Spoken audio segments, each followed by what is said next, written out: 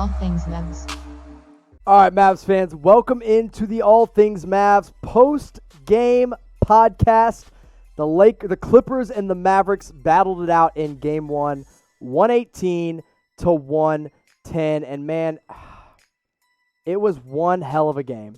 The Mavericks put up a great fight. They did all they could, but they fell just short, 118 to 110. So what I'm going to do now on this episode of the post-game podcast, I'm going to be able to break it down. I'm going to talk about what went wrong for the Mavs and really just how good of a game this was, because even though the Mavs did get hurt in this game by some poor officiating, it was still a hell of a game from the Mavs, and I think there is a lot to be encouraged by in this game. Now, in case you missed it, in the first quarter, the Mavs fall into a quick 10-0 hole. It's a quick double-digit deficit by the Clippers. They go ahead real fast. Kawhi is shooting on all cylinders. Paul George is hitting everything. Marcus Morris is shooting the ball well, too. And the Mavs can't make anything. I mean, they can't score for the first 2 minutes of the game. And then all of a sudden, the Mavs go on a 48 to 18 run. I mean, it was an incredible run. One of the best runs I've seen from the Mavs all season. But it wasn't enough because the Mavs still fall 118 to 110. So what happened? Well, the third quarter comes around, and the first 2 minutes, literally nobody can score. The Clippers can't score. The Mavs can't score. The Mavs go into halftime with a 4-point lead. But in the third quarter, the Clippers begin to take over. And they begin to prove that, you know what, they are this dominant team that we really expected them to be. Because as we all know, the Clippers coming into this, they hadn't flipped the switch quite yet. We had seen the Clippers just basically coast by in the bubble. Really even coast by in the regular season in a way. But then, all of a sudden, you come into the playoffs and we know they can flip that switch. We know that Kawhi Leonard can go finals MVP mode. We know that Paul George can put on playoff P kind of mode like he did with the Indiana Pacers. We know all of this. And we're ready for it too. The Mavericks were not expecting to win this game. The Mavericks were not expecting to win this series as a whole. Nobody expected the Mavs to. I get that. However, they came in and did amazing. Michael Kidd-Gilchrist provided a spark. Seth Curry provided a spark. Luka Doncic carried this team. So what happened? Where did it all go wrong? I'll tell you where it went wrong.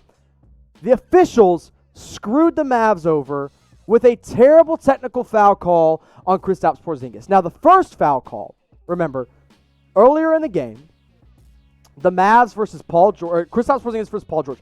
Paul George goes up for a dunk. Kristaps Porzingis blocks the shot clean. I mean, clean as a whistle.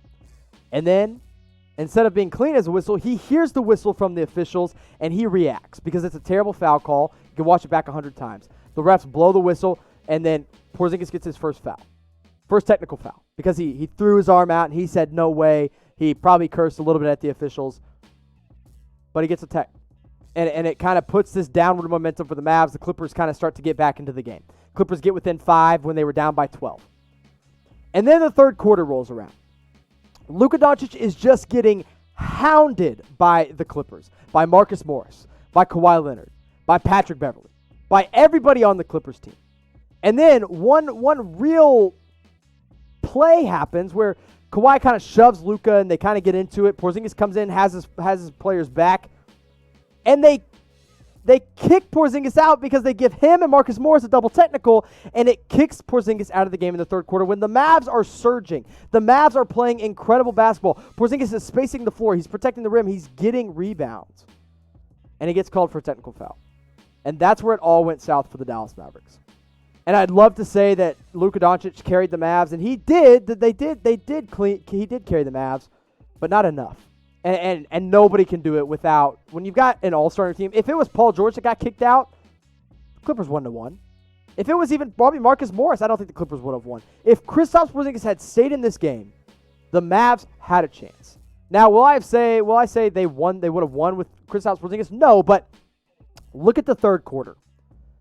The third quarter started out good defense, good playing, and then 21-13. That's how the Clippers finished that third quarter because there was no Porzingis in a terrible, terrible call by the officials that just completely screwed over the Mavs. Now, let's talk about Luka Doncic.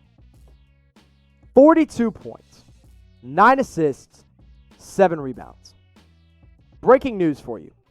Nobody, not Michael Jordan, not LeBron James, not Larry Bird, not Magic Johnson, not Kobe Bryant, not Dirk Nowitzki, nobody has ever scored 42 points in their first playoff game ever. Set a new record. And it's all negated by the fact that the officials willed the Clippers to this win with a bogus ejection of Kristaps Porzingis. Now, I will give credit to the Clippers where credit is due. Their depth absolutely killed the Dallas Mavericks. Kawhi Leonard had 29 points. Paul George had 27 points. Marcus Morris had 19 points. Ivica Zubac had 10 points and 10 rebounds. Lou Williams had 14 points. Montrezl Harrell, 6 points in 15 minutes. JaMychal Green, 5 points. That kind of depth hurts the Mavs real bad. But at the end of the day, it's just laughable. It's really just laughable for the entire NBA to see, and this is the second time Porzingis has been ejected on a bogus call. We saw it against the Trailblazers when he got pulled down. He got called out for the foul. That was bogus. And now he goes into it and gets ejected on 2 bogus technical foul calls, man. It was tough to see. It was hard to watch as a fan, and I know the Mavs wanted to win it for him, but they just couldn't do it. And it wasn't because they're not good enough. It was because they just lacked the talent. When you don't have a second-best player, when you don't have a second all-star in Kristaps Porzingis, it just sucks. But in all honesty, and some of you are going to call me crazy, this game gave me more hope that the Mavs are going to make a series out of this thing. If we get 6 games like this one, man, it's going to be fun. It is going to be so much fun because not only are the Mavs, who are young, with a 21-year-old leading the way with 42 points and a 25-year-old who could have had 25-plus points if it weren't for that bogus ejection, the Mavs have a chance in this playoff series. Now, do I think they're going to win? No, I'd still pick the Clippers to win it. Do I think all these games are going to be this close? I do. I think there's going to be a couple blowouts. Maybe there's 1 or 2 blowouts that the Mavs just get demolished. But I think the Mavs are going to be able to steal 1 or 2 games from the Clippers in this series.